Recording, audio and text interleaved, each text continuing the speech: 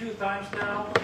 How do you reflect on him as a player and the progress you've seen him make over the matches you played? Yeah, he's been progressing for sure. Last match we played before the one today was in Bercy, and he was 1 point, 2 points away from the victory. You know, he was a better player, and I managed to turn things around. It was a kind of a similar scenario today where he was a better player in the first set, had 5-4, love 40, and I just found some good serves and then managed to break his serve. And then from that moment onwards, I think I lifted the level a bit more. He dropped his level, started to make some mistakes. But up to that point, he was playing on an extremely high level. I think from both forehand and backhand corner, he was trying to take the ball early, to be aggressive, to try to dominate the point. And he's serving very well. So, you know, if he can keep that level that he had for the most part of the first set, you know, I'm sure that he can go a long way because he's a good athlete. He moves very well, and he can play equally well on all surfaces. You know, he's got the game really to deliver on all surfaces. So that was a very tough opponent for me, and he always is. Just one follow-up question, because he said he lacks the real belief to beat you today.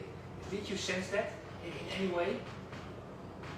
I mean, he didn't look like that for most of the first set, to be honest. You know, I think he was hitting the ball very well.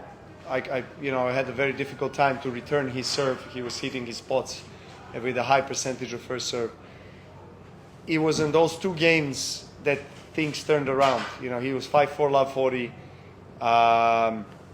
You know, attacking my second serve, being aggressive, playing tactically good, making me feel uncomfortable. And then 5-all, you know, he made some unforced errors. I made him play an extra shot. I played a solid game, and match changed. You know, but that's tennis. You know, 1 or 2 points can really completely shift the momentum to a different side. And you know, after that in the second set, I felt that he dropped his level. He also, he wasn't really believing anymore. I made an early break and kept the momentum going. Okay, thank you for English. On continue en français s'il vous plaît. Pardon. On a l'impression que les sensations étaient meilleures pour toi aujourd'hui, que tu retournais notamment mieux. Qu'est-ce que tu peux dire sur ton match par rapport à celui d'hier? Je pense le deuxième set particulièrement, je pense que j'ai joué très bien aujourd'hui. Comme je dis avant sur le cours, les conditions aujourd'hui sont un peu différentes, froid, qui donne un effet pour la trajectoire de la balle, aussi la vitesse de point. Tu es obligé de tactiquement faire les choses un peu différentes parce que tu n'as pas le bounce, qui est le même sous condition qui est plus chaud. Donc, adaptation, c'est très important. Je pense que les premiers sets, c'était important pour moi de justement rester avec lui parce que lui était l'agresseur sur le court. Il a fait beaucoup de choses bonnes sur le court, je pense. Était difficile pour moi de répondre à son service. Et après, comme je dis avant, c'était le juste moment, 5-4 pour moi, 0-40, 5 partout. Là, tout est décidé de match aujourd'hui. Je pense que le momentum a venu de ma part. Après le deuxième manche, bien, solide. Je sais que je peux jouer encore mieux de cette performance d'aujourd'hui, mais c'est une victoire bon. C'est une victoire bon. Je progresse dans le tournoi, ça c'est important. Je vais te poser une question plus générale sur le circuit ATP. Je ne sais pas si tu as vu, mais il y a quelques semaines, il y a Andy Roddick qui a dit que malheureusement il souffrait d'un cancer de la peau. Et il a dit que c'était à cause, selon lui, des heures d'entraînement passées au soleil. tout le temps s'entraîner, à ne pas protéger la peau, il ne mettait pas toujours de crème solaire. Alors je voulais voir si c'est un sujet dont vous parlez en fait entre les joueurs, si c'est quelque chose, voilà, un thème que vous abordez maintenant, et toi comment tu te protèges en fait par rapport à ça, est-ce que c'était un sujet quand tu étais jeune aussi? J'utilise rien. J'utilise jamais la protection des crèmes et tout ça. Jamais. Et j'ai jamais à avoir le problème. Parce que pour moi,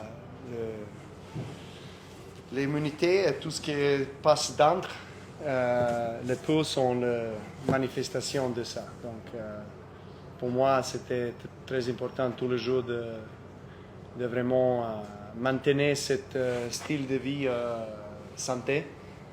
Et après, ok, je joue, je sais pas, 4 ou 5 heures à 40 grades d'Australie. Après, je sens un peu que j'ai les noses rouges un peu, mais pas en un jour, rien. Donc, je sais que ça, c'est une grande discussion et je ne suis pas l'expert médical, mais pour moi, je n'ai jamais mettre. Je sais pas, c'est pas nécessaire pour moi. Peut-être pour l'autre joueur, je vous beaucoup ça, mais pour moi, non. Est-ce que tu as vu le tirage au sort de Roland Garros? Oui. Et donc tu es au courant qu'il y a un match Zverev-Nadal. Oui. Qu'est-ce que tu peux nous dire sur ce match? Bien, Showtime. Showtime. Je suis comment dire, excité pour regarder ce match.